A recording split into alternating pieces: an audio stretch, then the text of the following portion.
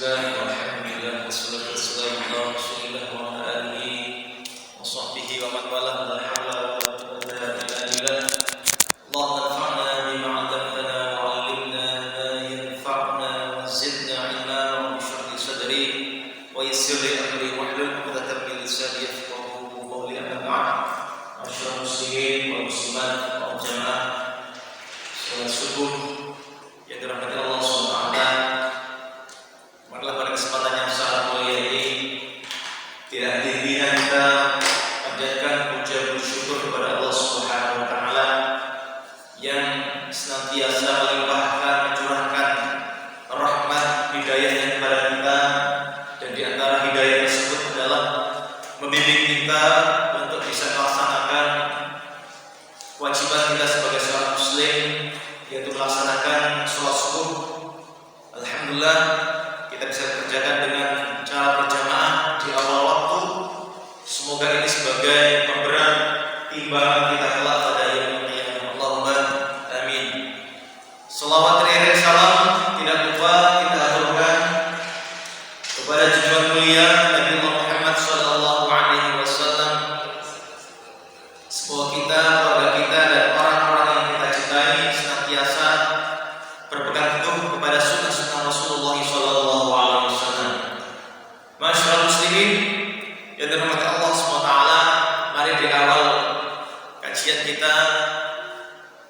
kita niatkan pada hati kita masing-masing, baik saya sendiri dan panjenengan semuanya, agar senantiasa dalam momen seperti ini kita niatkan untuk mencari ilmu, mencari ridha Allah Subhanahu wa taala, karena sangat besar sekali keutamaannya. Di antaranya adalah man salaka tariqan yaltamisu fihi ilman sahhalallahu bihi tariqan ilal jannah. Barang siapa yang menempuh suatu jalan untuk menuntut ilmu, maka Allah mudahkan baginya tariqan ilal jannah, jalan menuju surga Allah Subhanahu wa taala. Semoga kita yang hadir di sini senantiasa diberikan keikhlasan untuk hal tersebut. Dan mumpung kita di majelis yang sangat mulia di masjidnya Allah Subhanahu wa taala, juga mari kita niatkan untuk iktikaf. Iktikaf berdiam diri di masjidnya Allah untuk melaksanakan ketaatan kepada Allah Subhanahu wa taala. Di antaranya adalah ta'lim seperti ini. Ini para jamaah yang dirahmati Allah Subhanahu wa taala, mari kita lanjutkan kajian kita dari kitab At-Tazkirah bi Ahwalil Mauta wa Umuril Akhirah. Kitab Tazkirah karangan Imam Al-Qurtubi rahimahullah rahmatan wasi'ah. Pembahasan sebelumnya kita sudah membahas tentang agar senantiasa berhusnudzon kepada Allah bagi orang yang meninggal dunia, berbaik sangka kepada Allah ketika mau meninggal dunia, dan juga keutamaan mentalkin mayat atau talqin orang yang mau meninggal dunia dengan kalimat la ilaha illallah, dan anjurannya jangan berlebihan.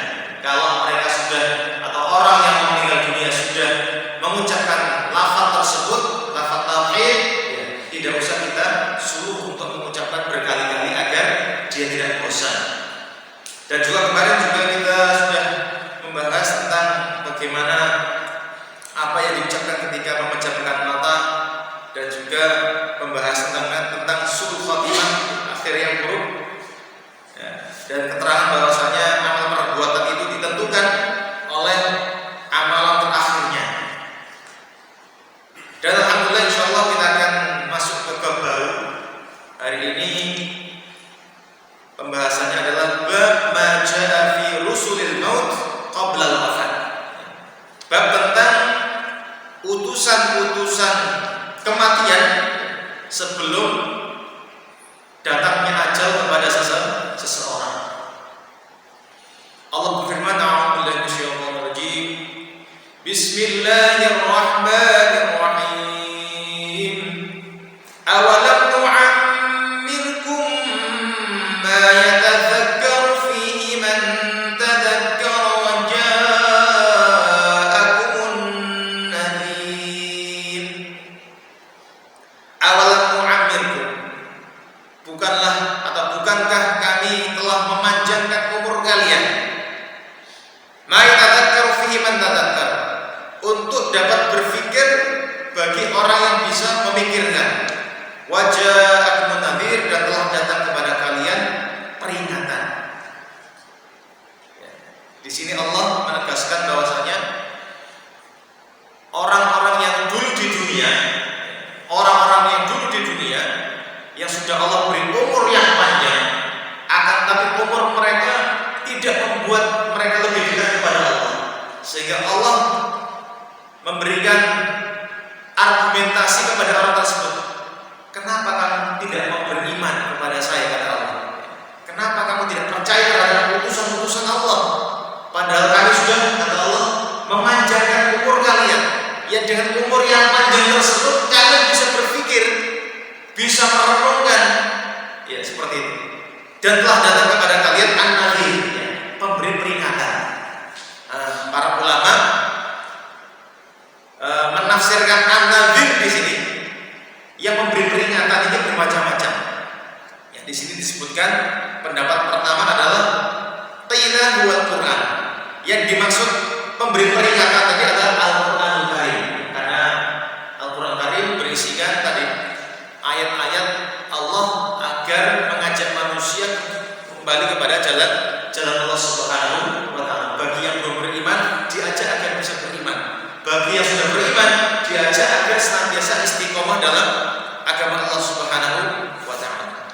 Wa qila, dan pendapat yang lain, huwa rusul ilaihim, yaitu utusan-utusan Allah kepada mereka, termasuk Nabi Muhammad SAW yang diutus kepada seluruh manusia untuk menyampaikan risalah dari Allah Subhanahu wa taala. Dan yang ketiga, termasuk ini pendapatnya Ibnu Abbas dan juga Ikrimah dan Sufyan Ats-Tsauri dan Imam Waqi', Imam Husain bin Fadl dan Imam At-Tabari. Beliau berpendapat maksud dari an-nadhir tadi adalah wasyai, dia adalah uban. Jadi sebelum datangnya kematian, secara umum ya manusia itu kalau usianya panjang pasti sudah akan didatangkan oleh Allah ya di tubuh kita ini peringatan-peringatan. Di antaranya adalah uban. Yang mungkin dulu ketika kita usia 20 tahun, 30 tahun ke bawah, rambut kita masih kelihatan hitam. Gawanang lah pokoknya. Jadi kan coba lihat kembali foto ketika menikah, gawanang. Gak ada yang mengalahkan panjenengan gawanang. Tapi berjalannya waktu, pernikahan 10 tahun, 20 tahun, semakin tahun semakin banyak uban. Mungkin tahun pertama, ya kan, atau 10 tahun pertama puluhan, ya kan. 20 tahun pertama dari pernikahan ketok separuh, ya kan. 30 tahun dari pernikahan kok ya kan. Semakin tahun semakin banyak, tidak semakin berkurang. Ada umpamanya umur 50, ya kan, ubannya separuh kepala, 60 jadi hitam. Betul. Semakin usianya semakin tua semakin banyak ubannya. Ini kata Ibnu Abbas dan ulama yang lainnya merupakan peringatan ya, bagi orang-orang yang beriman dan khususnya dan umumnya kepada seluruh manusia.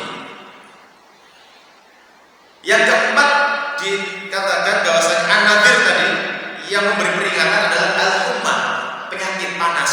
Sakit panas itu termasuk memberi peringatan juga. Wa qila mautul ahli wal aqarib wal ashab wal ikhwan. Dan di antara pendapat yang lain dimaksud dari pemberi peringatan adalah meninggalnya keluarga dan kerabat, bahkan teman. Ini juga termasuk memberi peringatan kepada kita yang masih hidup. Dulu bareng-bareng bersama, ya, kerja bersama, ya, satu rekan kerja, bahkan tidak sekedar rekan kerja, ya, satu rumah dengan kita. Apakah orang tua kita, atau istri, atau suami, atau anak kita, ya, di antara mereka ada yang sudah mendahului kita. Ini adalah pemberi peringatan agar kita ingat bahwa kita di dunia ini bukan selamanya. ada orang yang sudah mendahului kita. Ya, seperti ini. Juga dikatakan di perkataan yang terakhir karena keenam di antara pendapat An-Nadhir tadi adalah kamalul aql, sempurnanya akal. Dan sempurnanya akal ini diketahui dengan umur minimal 40 tahun. Kalau orang sudah mencapai usia 40 tahun atau bahkan ke atas, dia sudah sempurna akalnya.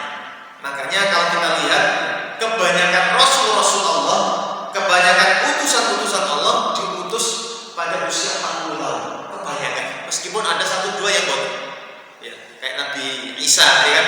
Dari kecil sudah jadi Rasul, dari bayi sudah bisa ngomong. Ya kan?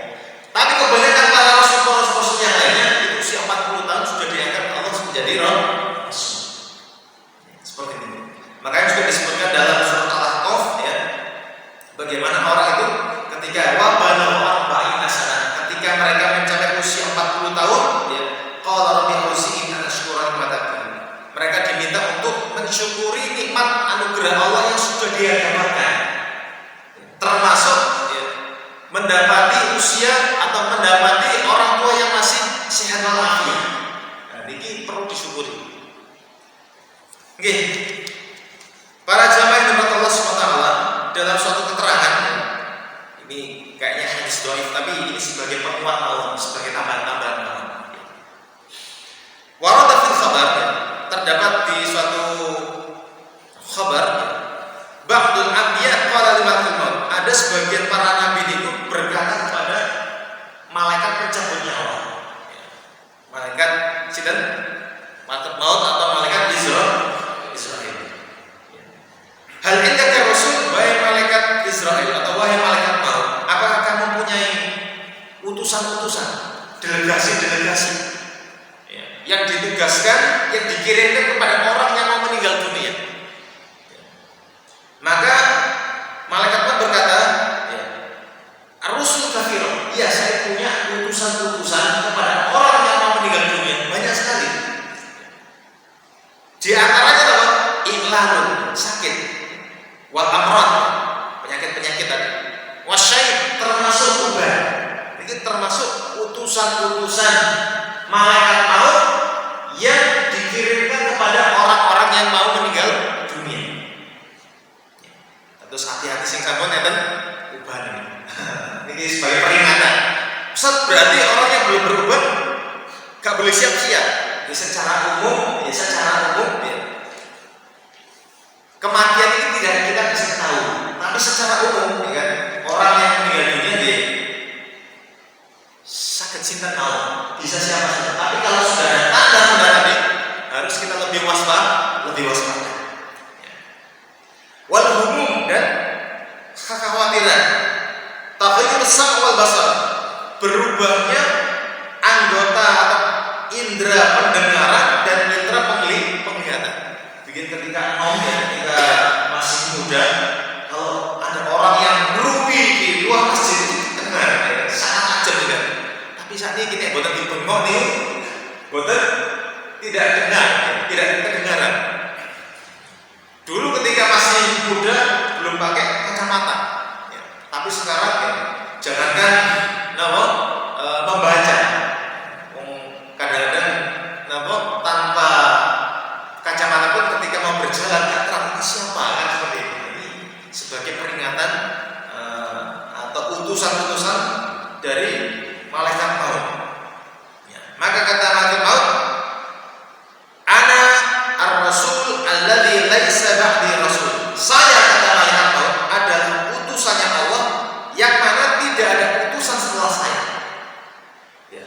Saya adalah pemberi peringatan yang mana tidak ada pemberi peringatan setelah saya. Itu kata malaikat atau malaikat maut. Artinya kalau sudah tanda-tanda tadi sudah ada pada diri kita semuanya, diubah dari sambut wonten, pendengaran sudah berkurang, kemudian penglihatan juga berkurang, maka tidak ada utusan terakhir melainkan malaikat maut sendirilah yang sebagai utusan untuk mencabut nyawa orang tersebut. Ini pemberi peringatan kita semuanya, baik yang sudah beruban apa tuh turun. Tapi ya dalam keterangan uban ini adalah sebuah karomah, sebuah kemuliaan bagi orang beriman. Nah, terus jangan sampai kita punya uban ya, kemudian wah uban ini gak ada awak, kurang ganteng, kelihatan kurang keren, maka dirubahlah uban tersebut dengan sopir dan yang lainnya. Islam juga melarang kita baik menyemir rambut beruban yang putih menjadi hitam atau mencabut uban tersebut, karena uban merupakan tadi kemuliaan seorang muslim.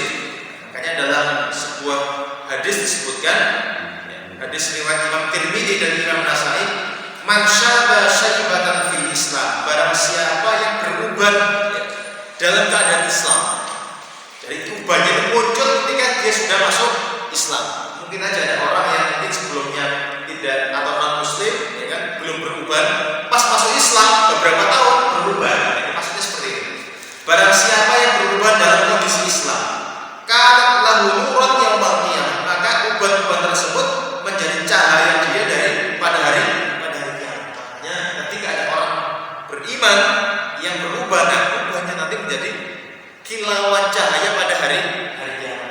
Makanya ketika kita sudah berubah, kita alhamdulillah cahaya saya banyak. Makanya disebutkan dalam kisah Israiliyat, kemarin saya juga baca di kitab aslinya, ini kan mukhtasar kayak gini kan, ringkasan. Itu kitab aslinya tebel banget. Ini saya baca di antara kisahnya ada kisah Israiliyat. Kisah Israiliyat adalah kisah-kisah dari Bani Israel yang mana tidak terdapat pada hadis yang kata Rasulullah SAW, ya, kalau datang kisah dari Bani Israel jangan dustakan dan juga jangan percaya langsung, kan seperti itu. Kalau memang kisahnya tadi berseberangan dengan ajaran Islam, itu tolak. Tapi kalau tidak menyelisih, kita tidak usah dibenarkan dan juga tidak usah disalahkan. Seperti sebagai kabar atau ada kisah-kisah seperti itu. Ini terdapat di kisah Israiliyat bahwasanya Nabi Ibrahim alaihissalam ketika mau menyembelih putra beliau Nabi Ismail alaihissalam, yang kemudian Allah gantikan putra beliau dengan seekor kambing, yang mana seekor kambing yang besar dari disembelih beliau, itu beliau istri beliau yang bernama Sarah, istri beliau kan dua, Sarah sama Hajar. Sarah itu melihat di jenggotnya Nabi Ibrahim ada ubannya. Mas, ada ubannya mas, mungkin bahasanya seperti itu. Maka Nabi Ibrahim bangga dengan ubannya. Alhamdulillah, ini saya bangga kalau ada uban. Tapi istrinya Sarah boten purun, sampai kelak tua ketika kelihatan tua ketika ada ubannya. Maka Nabi Ibrahim berdoa, ya Allah, jika ini kemuliaan saya, tambahkanlah kemuliaan buat saya. Maka besok harinya semua jenggotnya Nabi Ibrahim menjadi putih. Terus menunjukkan bahwasanya uban ini mulia. Jangan sampai dipotong, jangan sampai dicabut, jangan sampai dirubah menjadi warna hitam. Warna hitam. Kayak ketok-ketok ngomong. Ini sebagai peringatan untuk kita semuanya, agar kita ingat ya, umur kita tambah hari tambah mendekati ajal, jangan sampai kita merubah warna putih ini menjadi warna hitam. Ini sebagian riwayat dari kisah Israiliyat. Selanjutnya, setelah kita tahu utusan-utusannya malaikat maut ya, berupa tadi macam-macam ya, termasuk uban, kemudian kematian keluarga dan lainnya, kita masuk tentang bab fit taubati wa bayaniha wa fit ta'ib man huwa. Penjelasan tentang taubat dan siapa yang dinamakan orang yang benar-benar taubat musibah. Taubat ya, dari bahasa Arab dari taba yatubu ya, yang artinya arruju anil maksiat ya, kembali dari maksiat. Jadi ketika orang itu terlanjur melakukan maksiat, tubuhnya penuh dengan kemaksiatan, orang yang bertaubat adalah kembali keluar dari kemaksiatan. kemaksiatan menuju ketaatan dan pengakuan terhadap kemaksiatan tersebut. Hukumnya bagaimana taubat itu? Hukumnya wajib ya. Mungkin kita jarang mendengar taubat itu wajib ya. Mungkin kita sering mendengar taubat dan taubat, tapi hukumnya apa? Hukumnya taubat adalah wajib pada setiap kaum muslimin pada semua dosa. Kalau umpamanya ada orang yang bertobat, ya Allah saya taubat dari mencuri, gitu dong. Berarti dia belum bertobat dari dosa-dosa yang lain. Masih dia punya tanggungan dosa yang harus dia taubati. Tapi kalau kita sudah, ya Allah saya bertobat dari seluruh dosa, selesai. Tapi kalau kita mengucapkan ya Allah saya bertobat dari dosa tertentu, dari dosa-dosa yang lain, masih punya tanggungan yang harus diselesaikan. Makanya hukumnya wajib. Makanya dalam firman Allah ya dalam surat At-Tahrim ayat 8 Allah mengingatkan kepada kita ya ayyuhalladzina amanu tubu ilallahi taubatan nasuha. Wahai orang-orang beriman ya, bertobatlah kalian kepada Allah dengan taubatan nasuha, dengan taubat sebenar-benarnya taubat. Agar kita semangat bertobat ya ada keutamaannya. Jadi ada keutamaan taubat agar kita senantiasa bertobat kepada Allah Subhanahu wa taala. Yang pertama, ketika kita bertobat, Gusti Allah akan senantiasa senang dan cinta kepada kita. Ya. Makanya dalam surah Al-Baqarah gimana itu? Innallaha yuhibbut tawwabina wa yuhibbul mutatahhirin. Gusti Allah itu sangat suka terhadap orang-orang yang bertobat dan juga suka terhadap orang-orang yang bersuci. Al-Baqarah ayat 222. Yang kedua, di antara keutamaan taubat adalah sebagai sarana agar dia termasuk orang-orang yang beruntung. Nah, beruntung bagaimana tadi? Ketika dia punya dosa banyak, maka dosa tersebut akan dihapus Allah sehingga dia beruntung. Nih, beruntung di dunia punya harta banyak, ya kan? Kalau dia bondo 100.000 dijual menjadi 1 juta itu untung, ya kan? Bagi pedagang. Tapi ketika kita orang yang bertobat, untungnya apa? Untungnya kita di akhirat dan di dunia kita lebih baik dari yang lainnya. Allah mengingatkan, wa tubu ilallahi jami'an ayyuhal mu'minuna la'allakum tuflihun. Bertobatlah kepada Allah wahai orang beriman agar kalian beruntung. Surat An-Nur ayat 31. Yang ketiga, di antara keutamaan taubat adalah Gusti Allah akan mencurahkan rezekinya kepada kita. Terus orang bertobat itu udah dicukupi rezeki. Dalam surat Hud ayat 52 Allah berfirman, gimana nih? A'udzu bisyaitonir rajim. Wa ya qaumi astaghfiru rabbakum tsumma tubu ilaihi yursilis samaa'a 'alaikum midrara. Para nabi berkata kepada kaumnya, ya qaumi wahai kaumku, istaghfiru rabbakum, ya, mintalah ampun kalian kepada Allah, ya, tsumma tubu ilaihi, dan bertobatlah kepadanya, yursilis samaa'a 'alaikum midrara, niscaya Gusti Allah akan mengirimkan ya kepada langit hujan deras kepada kalian. Menunjukkan bahwasanya ya, hujan atau nikmat yang kita terima ini diantaranya mungkin dikarenakan taubat kita kepada Allah Subhanahu wa taala. Dan yang keempat, insyaallah banyak yang kita sebutkan 4 saja di antara keutamaan taubat, ghufranul dzunub, ya, diampuninya segala dosa. Seluruh dosa akan diampuni Allah Subhanahu wa taala. Dalam hadis yang diriwayatkan oleh Imam Ibnu Majah, Nabi Muhammad bersabda, "Lau akhta'tum," ya, seandainya kalian berdosa, seandainya kalian melakukan kesalahan, ya. Summa lau akhta'tum hatta tablugha khatayakum as-sama, sehingga kesalahan-kesalahan kalian, dosa-dosa kalian itu sampai junjun langit, sampai sundul langit, sampai koyoknya besar seperti langit. Itu pokoknya banyak sekali. Apa kata Rasulullah? Summa tubtum, kemudian kalian bertobat, lataballahu alaikum, niscaya Allah akan menerima taubat kalian, akan melebur dosa-dosa kalian. Terus seandainya kita ini punya dosa dan dosanya sampai sundul langit, sampai tingginya selangit, maka Gusti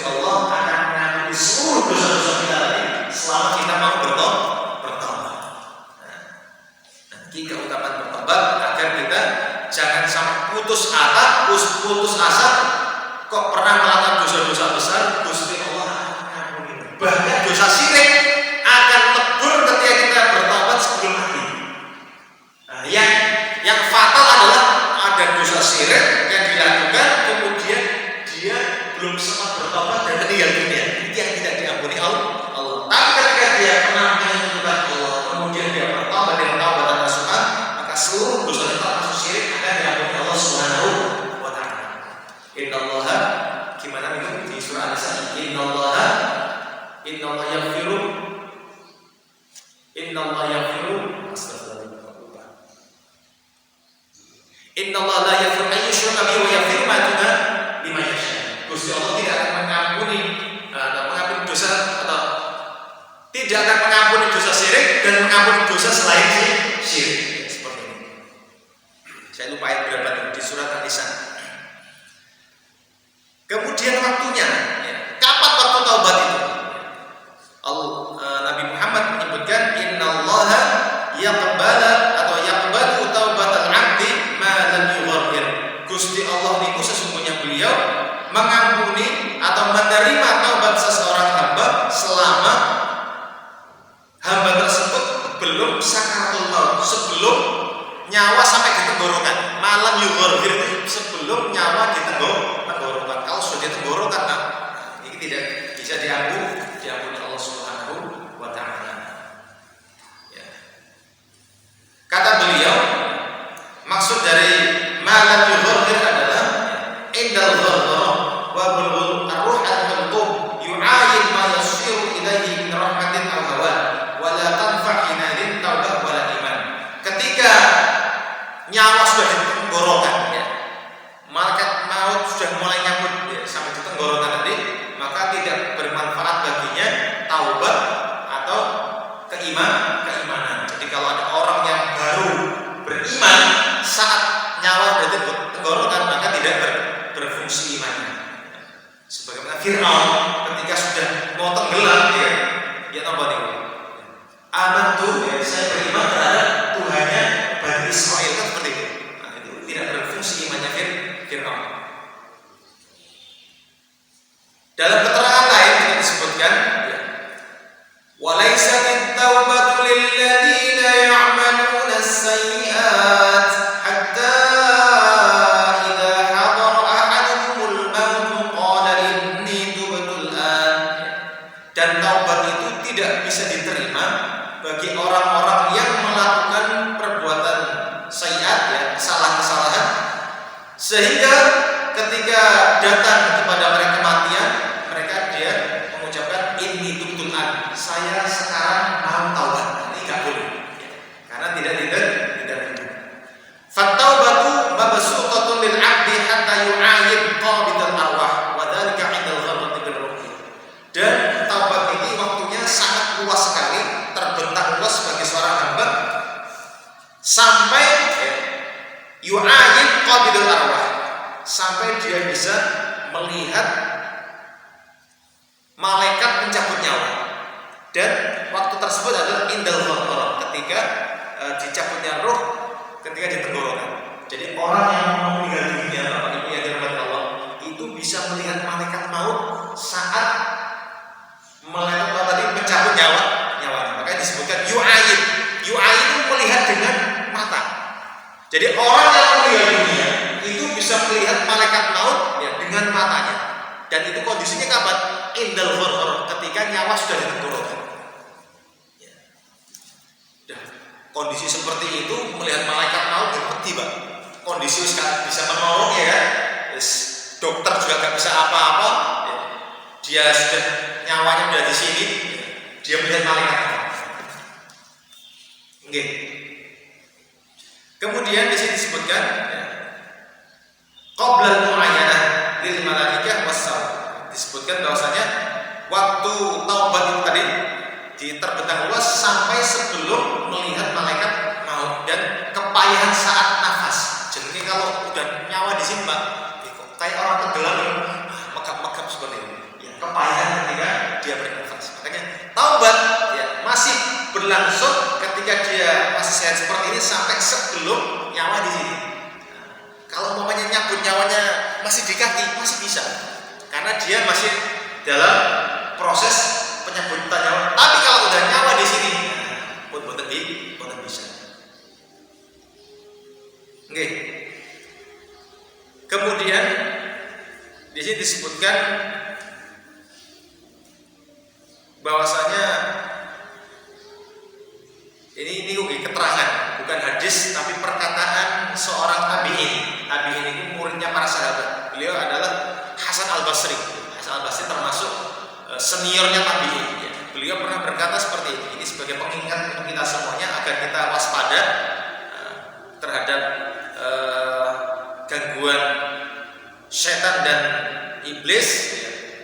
Serta juga kita berharap akan luasnya rahmat Allah. Ya. Dari Hasan Al-Basri beliau berkata, lamma habata iblis, ketika iblis itu dikeluarkan dari surga, ya, mendapatkan laknat dari Allah Subhanahu wa taala, qala, dia berkata, bi'izzatika la ufariqu ibna adam ma dama ar-ruhu fi jasadi. Ya, demi kemuliaan-Mu ya Allah. Terus iblis itu bisa mengakui kemuliaan Allah, mengakui keesaan Allah, tapi iblis tersebut tidak mau menuruti perintah Allah. Kutubi ada 4 syarat. Ada 4 syarat agar taubat tersebut diterima. Yang pertama, an-nadam bil qalbi. Menyesal, ya, dengan hati. Ini terhadap hal-hal yang lampau.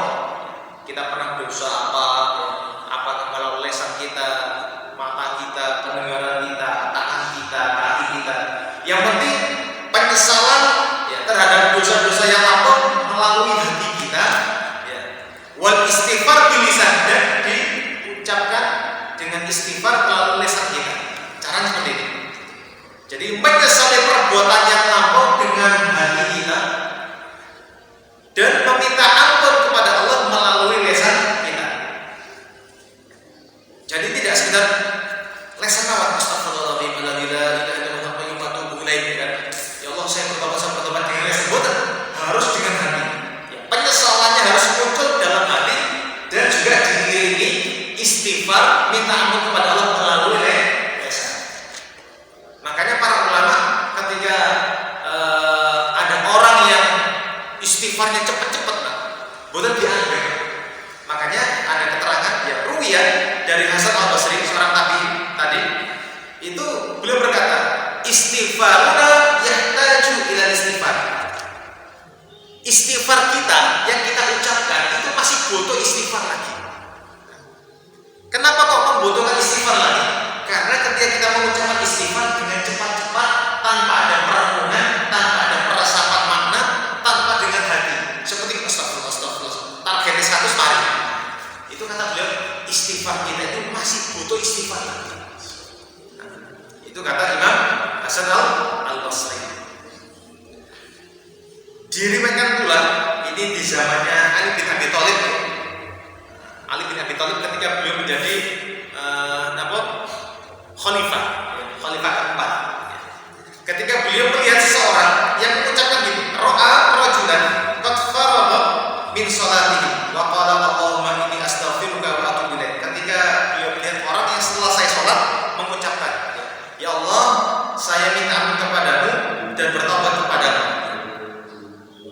Faqala lahu ya hada in sur'atil lisan istighfar taubah al-kadhibin. Jadi orang yang mengucapkan Allahumma astaghfiruka wa atubu ilaik, cepat-cepat ngomongnya, cepat lisannya mengucapkan hal tersebut. Maka Imam Ali bin Abi Thalib sampai heran, wahai orang yang mengucapkan istighfar ini, istighfar yang kamu ucapkan ini adalah istighfarnya orang yang bohong. Seperti ini. Istighfar yang kamu ucapkan ini adalah istighfarnya orang yang bohong. Karena sangat cepat sekali. Kemudian orang tadi menyampaikan, ya Amirul Mukminin, wahai Amirul Mukminin, maaf sebelumnya ada tambahan, wa taubatuka tahtaju ila taubat, dan taubatmu itu butuh taubat lagi. Jadi istighfar yang kamu ucapkan itu adalah istighfarnya dan taubatmu itu masih membutuhkan taubat lagi. Maka orang tadi bertanya, "Oh ya Amirul Mukminin, apa taubat itu?" Maka kata beliau, taubat itu harus mencakup 6 hal menurut keterangan ini. Alal maudi minadz dzunub an-nadamah. Intinya adalah harus ada penyesalan terhadap dosa-dosa yang lama. Intinya ini. Kemudian dirinci dalam 6 hal. Jadi intinya adalah taubat itu ada 6 hal. Dari 6 hal ini, poin terpentingnya adalah harus menyesali terhadap dosa-dosa yang lama. Rincian 6 tersebut adalah wat-tadyi'u al-fara'id al-ihadah. Kalau dosa tadi berupa menyia-nyiakan kewajiban, harus diulang. Contoh, kalau ada orang yang pernah meninggalkan sholat fardu selama 1 tahun umpamanya, ya kan? Dia menyia-nyiakan yang fardu, menyia-nyiakan atau meninggalkan yang fardu, harus artinya ada, dia harus mengulang. Berarti sekarang ini nggak sekedar astagfirullah tobat, tapi dia harus mengulang ya, sholat yang pernah dia tinggalkan. Dan ini adalah mazhab jumhur ulama. Kalau ada orang yang pernah meninggalkan sholat, ya, maka dia harus mengqadha ya, sejumlah sholat yang pernah dia tinggalkan. Meskipun ada pendapat Imam Dzahiri yang ini pendapatnya menyelisih pendapat jumhur ulama, cukup memperbanyak sholat-sholat sunnah dan istighfar selesai. Tapi menurut jumhur ulama, mayoritas ulama, kalau ada orang yang meninggalkan sholat wajib, harus mengqadha ya, nyahuri sejumlah sholat yang dia tinggalkan. Contoh bagaimana? Kalau mamanya dia pernah 1 tahun meninggalkan sholat, ya, supaya gampang mudah, setiap habis sholat fardu, contoh habis sholat subuh 2 rakaat, maka dia mengerjakan sholat subuh lagi 2 rakaat untuk setahun yang lalu seperti itu. Nah, habis sholat zuhur 4 rakaat, dia sholat zuhur lagi, nah, mengqadha sholat zuhur yang lama seperti ini selama 5 sholat dalam sehari, dan ini dilakukan dalam waktu 1 tahun. Impas kan seperti ini. Ustaz, apa boleh? Habis sholat subuh terus sampai setahun, tidak cukup waktunya Pak, kan seperti itu. Kalau bisa tadi supaya tidak terlalu capek dan yang lainnya, caranya seperti itu. Habis sholat dikerjakan sholat yang pernah dia tinggalkan yang sama sholatnya di waktunya seperti itu. Oke, jadi kata Imam Ali, kalau pelanggaran yang berupa meninggalkan atau menyia-nyiakan hak yang wajib, maka harus diingat dan harus mengulang. Waradil madzalim ila ahliha, dan mengembalikan hak orang yang pernah dizalimi. Kalau pernah nyolong kencit, ya kan, maka tadi beli di pasar larangan buah mangga diberikan kepada tetangganya yang pernah dia ambil. Kemudian yang ketiga, ijabatun nafs fit ta'ah adabtaha fil maksiyah, ya. Membiasakan jiwa dalam ketaatan sebagaimana dahulu engkau membiasakan jiwamu dengan kemaksiatan. Jadi kalau orang benar-benar taat tadi, kalau sebelumnya dia gak baik, banyak dosa-dosa yang dia lakukan, maka jiwanya ini harus dibiasakan dengan ketaatan sebagaimana dahulu dia membiasakannya dalam kemaksiatan. Yang keempat, wa idza qatin nafsi mararat ta'ah kama adattaha halawat maksiat. Kamu biasakan jiwamu tadi merasakan pahitnya melaksanakan ketaatan, beratnya melaksanakan ketaatan sebagaimana jiwamu dulu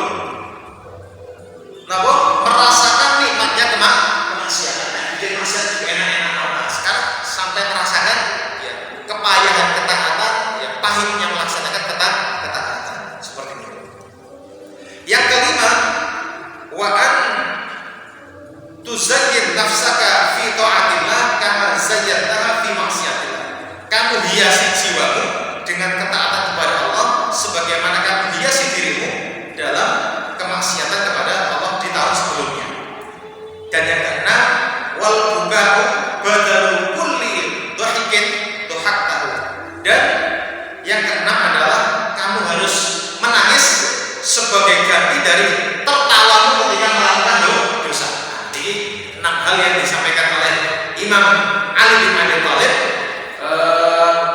dalam menyampaikan bahwasanya taubat tadi ada 6 hal agar taubatnya diterima Allah Subhanahu wa taala, agar tidak sekedar ucapan tadi,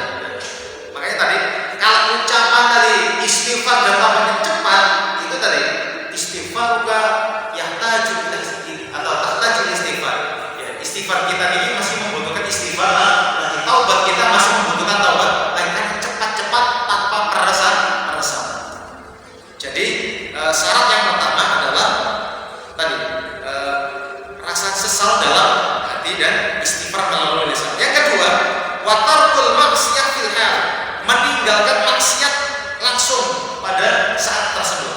Ya, jadi kalau di zaman yang lampau kita sesali, kalau saat sekarang ya, kita tinggalkan maksiat seperti itu. Dan yang ketiga, untuk zaman yang akan datang, ya fil mustaqbal, al-azam alla ya'ud limithliha, tidak mengulangi hal yang sama. Jadi syarat ketiga adalah berazam, berkomitmen tidak mengulangi dosa yang sama di masa-masa mendatang. Dan yang keempat, wa ayyakuna dzalika haya'un minallahi ta'ala wa khaufan minhu la min ghairihi.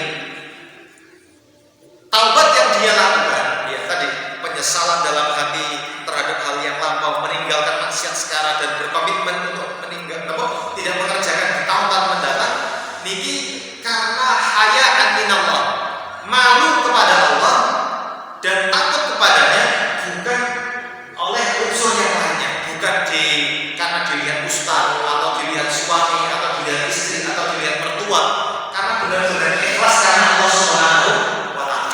Ya, seperti karena taubat ini termasuk amalan hati, ya tadi ini harus juga dilaksanakan karena Allah Subhanahu wa taala.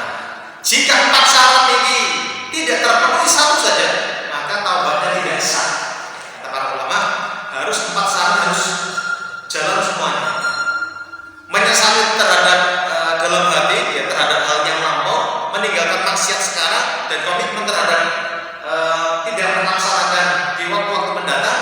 Kemudian 3 hal tersebut ditujukan karena takut kepada Allah, malu kepada Allah, bukan karena yang lainnya. Seperti ini. Oke, ini adalah syarat-syarat taubat agar taubat kita taubatan nasuha. Kemudian dalam masalah ini juga beliau menyebutkan bahwasanya agar orang yang bertaubat itu hendaknya merubah kondisi. Kalau sebelumnya dia penghasilannya haram, dia harus berubah mencari penghasilan yang halal. Kalau bajunya dulu, beli dari makanan, dari hal-hal yang haram, dari uang haram dan yang lain, maka baju tersebut harus dirubah menjadi diganti dari baju yang dia beli dari hasil yang halal. Seperti ini. Nah, ini sandarannya adalah yang mungkin panjenengan sudah pernah dengar kisah orang yang pernah membunuh 100 jiwa.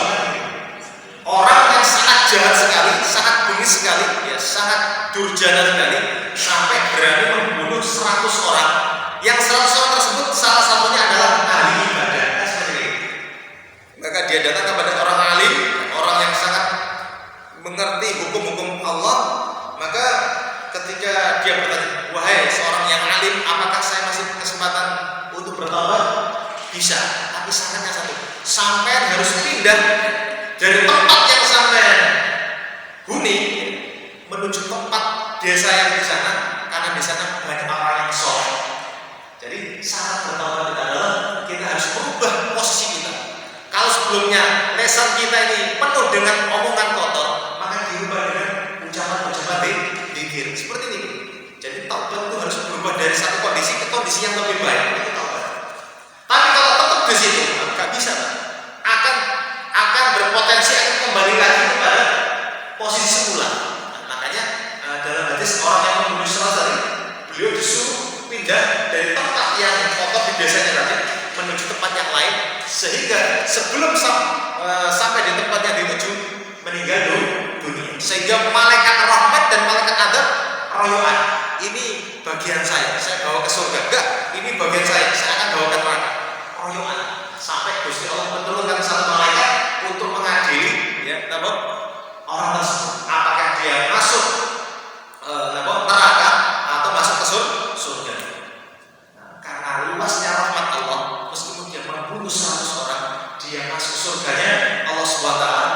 Kan tadi dihitung antara desa yang dituju dengan desa yang ditinggalkan, selisih cuma 1 dirham atau 1 jengkal. Dengan bayangkan antara desa yang ditinggalkan dengan desa yang dituju, selisihnya cuma 1 jengkal. Nah, ini dikarenakan desa yang mau dituju ini didekatkan ke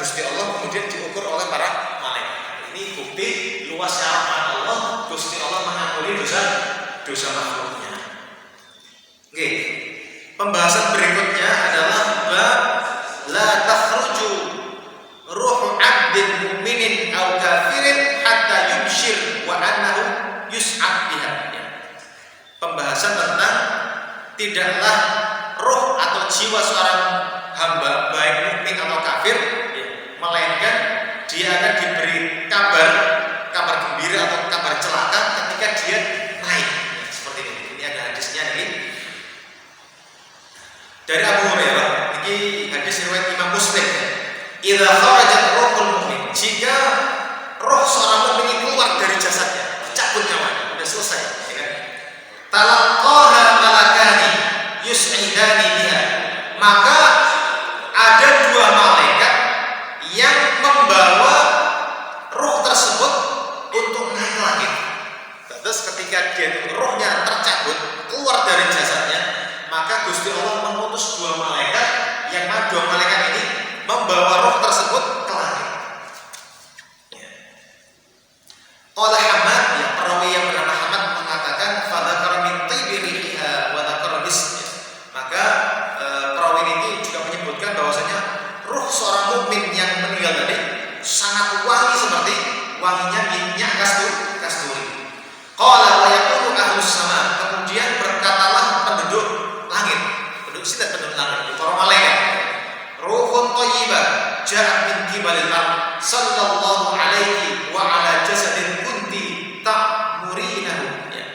Maka malaikat-malaikat yang di langit ini akan berkata, ruhun thayyibah, roh yang baik, ja'at min qibalil ard, yang datang dari bumi, sallallahu alaihi, semoga rahmat Allah tercurahkan kepadamu, wa ala jasadin kunti ta'murinahu, dan semoga rahmat Allah tercurahkan kepada jasad tubuh yang engkau diami.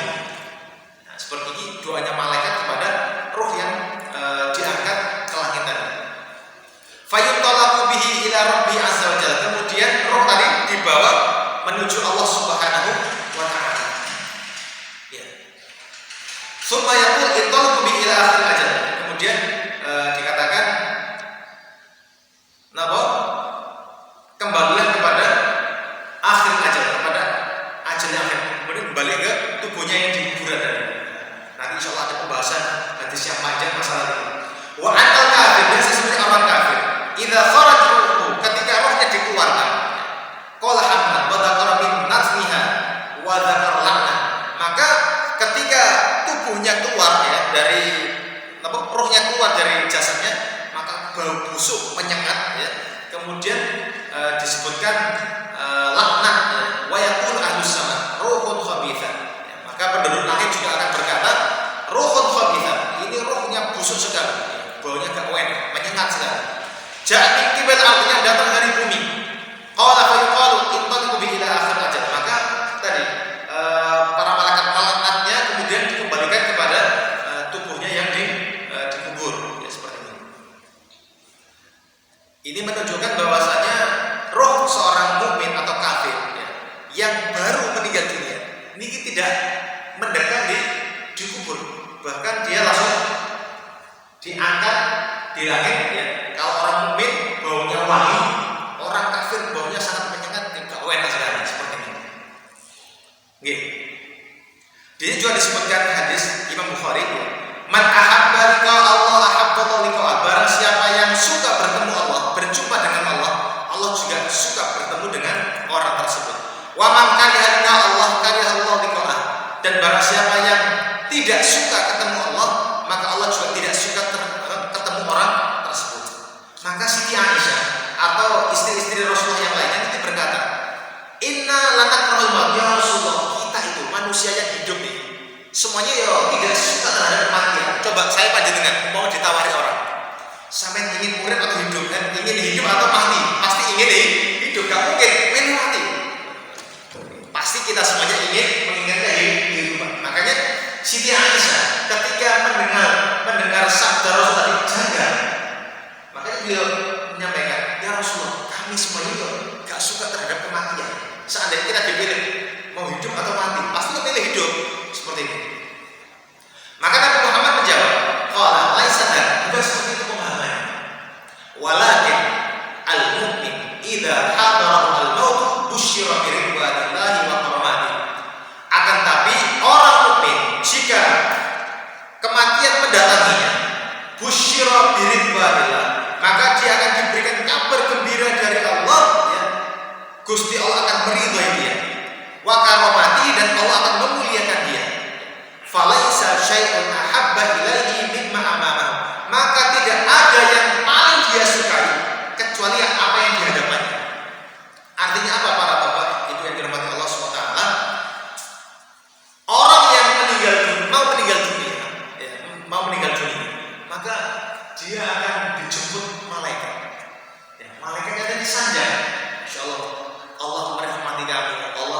mencintai kamu, Allah berikan kemuliaan kepada kamu.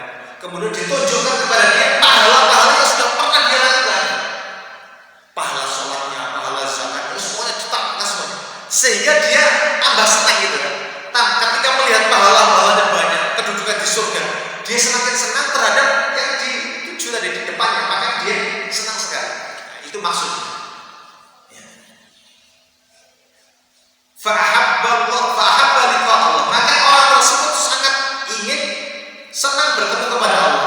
Wa ahabba Allah liqa'ahu, dan Gusti Allah juga senang bertemu orang tersebut. Karena apa? Orangnya diperlihatkan pahalanya sehingga dia semakin ya Allah, kapan saya menikmati pahala saya? Maka dia bersemangat untuk bertemu Allah. Ya. Bukan pas hidup gini tawarin, mau meninggal atau mau hidup. Semuanya kita akan jawab, tetap hidup. Ini pas mau meninggal. Terus selanjutnya, wa annal kafir, dan sesungguhnya orang kafir, idza hudira, ketika dia dalam kondisi nazar, hudira, busyira bi adzabillahi wa uqubati, maka dia akan diberikan kabar, ya, kabar buruk, ya, bahwasanya dia akan disiksa Gusti Allah, akan dihukum oleh Allah Subhanahu wa taala. Falaisa syai'un akraha ilaihi mimma, maka tidak ada sesuatu yang paling dia benci kecuali yang di depannya. Karena dia diperlihatkan tumpukan dosanya, tempatnya di akhirat, di neraka seperti ini, bentuk siksaannya macam-macam. Pedih Pak, ojo-ojo kan seperti itu kan. Maka dia tidak mau ketemu Allah, dan Gusti Allah juga benci terhadap pertemuan dengan orang kafir seperti itu. Fakari yang liqa Allah, maka orang kafir tadi benci bertemu kepada Allah. Wakari Allah liqa, dan Gusti Allah juga benci bertemu dengan. Nah, ini maksud dari hadis ini adalah tadi ketika orang mau meninggal dunia akan didatangkan orang yang memberikan kabar gembira melalui para malaikat Allah, ditampakkan pahala-pahalanya, ditampakkan kedudukan di surga, sehingga dia lebih semangat untuk bertemu Allah Subhanahu wa taala. Dia sangat rindu kepada Allah, dan Allah juga rindu kepadanya. Sebaliknya, ketika ada orang kafir yang meninggal dunia, maka dia akan benci bertemu Allah karena diperlihatkan seluruh dosa-dosanya, seluruh siksa-siksanya nanti yang akan dia terima. Ibaratnya kalau orang dibacakan sampai dia apa, ya kan, hukumannya sampai kan pedih Pak. Dia akan lari kan seperti ini. Nah, ini maksud dari hadis tadi. Nggih, para hadirin yang Allah Subhanahu wa taala, kalau kita lihat, saya tadi lihat jam untuk sholat syuruk tadi itu jam 5:55. Ya, memang jam 5:30 ini syuruknya pas terbitnya, ya. Tapi untuk waktu duhanya itu jam 5:55. Ya, seperti itu. Kita tambahkan sedikit agar kita pas bisa sholat syuruk seperti itu. Atau mungkin ada pertanyaan. Atau sebelum kita lanjutkan, kita ada hal yang perlu disampaikan supaya kita ya, boleh. Ini taubatan nasuha. Apa namanya ada klasifikasi nama taubat itu? Istilah taubat. Kita kenal taubatan nasuha. Taubatan namanya selain nama taubatan nasuha. Lalu yang kedua ini, tahu nggak kita itu merasa nggak kita itu Allah berikan petunjuk kepada kita nggak kalau taubat kita itu diterima? Apa ciri-ciri kata-katanya? Oke, terima kasih. Oke, apakah ada istilah lain selain taubatan nasuha atau ada macam-macam taubat? Kalau memang kita melihat di teks Al-Quran yang kita baca, hanya ada satu kata sih, taubat. Taubatan nasuha tadi yang disebut Allah dalam surat At-Tahrim, ya. Ya ayyuhalladzina amanu tubu ilallahi taubatan nasuha. Sebenar-benarnya taubat. Nasuha, sebenar-benar taubat. Berarti ada taubat yang nggak benar-benar. Ada yang taubat itu tadi, taubat sambel, ya kan? Makanya tadi habis taubat diulangi lagi, kan? Berarti taubatnya belum benar-benar nasuha. Nah, makanya kita diminta Allah agar taubat itu sebenar-benarnya taubat. Kalau seandainya tadi ada syarat-syarat taubat yang tidak terpenuhi, maka taubatnya batal, harus mengulang taubat lagi. Seperti ini. Kalau istilah selain taubatan nasuha, Allah belum tahu saya yang ada redaksinya taubatan nasuhanya tadi, taubatan nasuha yang ada di surat At-Tahrim. Kemudian bagaimana kita mengetahui taubat kita diterima Allah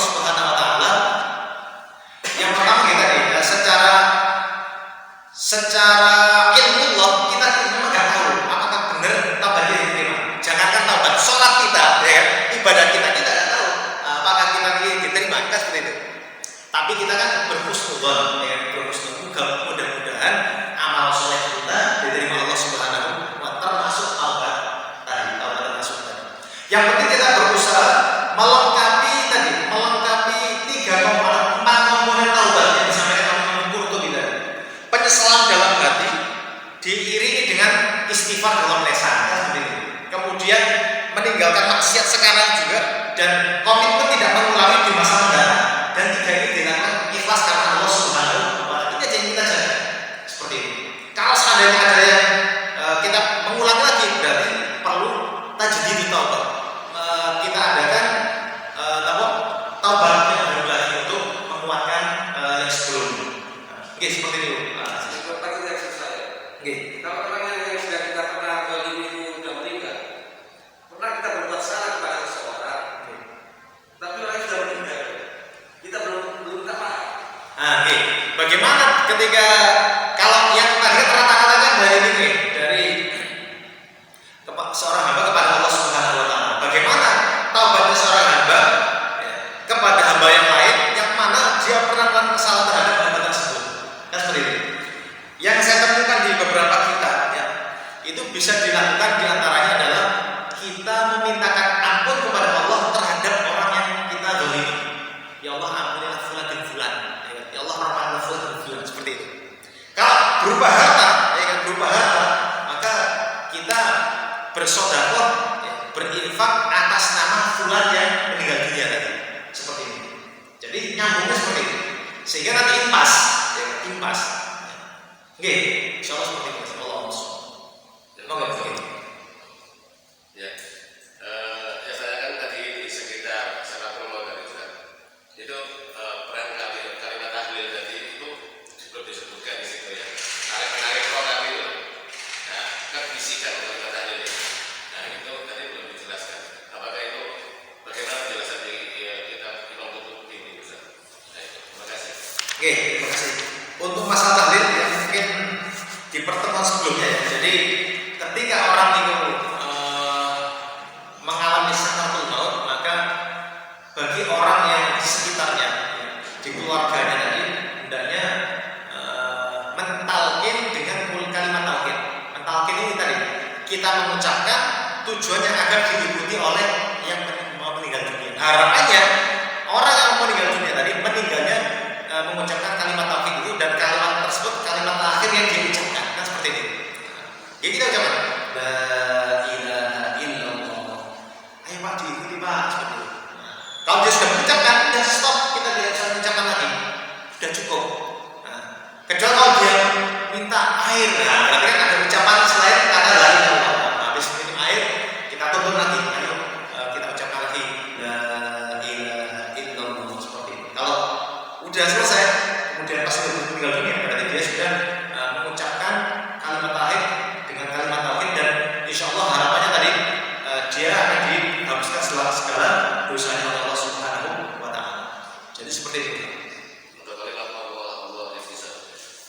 Allah yang bisa, tapi tadi kalau sempurnanya tadi kalimat tauhid la ilaha illallah, seperti itu. Kalau memang kalau kemarin juga kita bahas masalah ini, ketika orang yang sudah tadi tidak bisa mengucapkan, mungkin sudah koma, ya kan? Yang minimal kita berharap, ya, kita bisikkan, ya kan? Tetap kita bisikkan sampai nyawa dia dicabut secara keseluruhan, dan juga kita niatkan ya, dalam hati Allah moga bisa mengucapkan kalimat la ilaha. Jadi kita doakan aja, dan juga dianjurkan ketika orang yang meninggal dibacakan surat Yasin. Surat Yasin, karena dengan membaca surat Yasin tersebut akan memudahkan orang yang nazar agar segera keluar ruhnya dengan gampang, seperti ini. Oke, langsung. Cekap, ada tambahan? Cukup insyaallah ya. Alhamdulillah alamin. Mudah-mudahan apa yang kita bahas pada pertemuan hari ini tentang putusan-putusan malaikat maut ya, sebelum wafat, juga tentang taubat dan rincian syarat-syaratnya, dan tadi seorang ruh, orang mukmin dan orang kafir ketika keluar akan diberi kabar gembira atau kabar kecelakaan dan dia akan dinaikkan ke langit untuk dilaporkan kepada Allah Subhanahu wa taala. Semoga para hadirin apa yang kita bahas pada pertemuan hari ini akan menjadi ilmu yang bermanfaat, ilmu yang bisa kita terapkan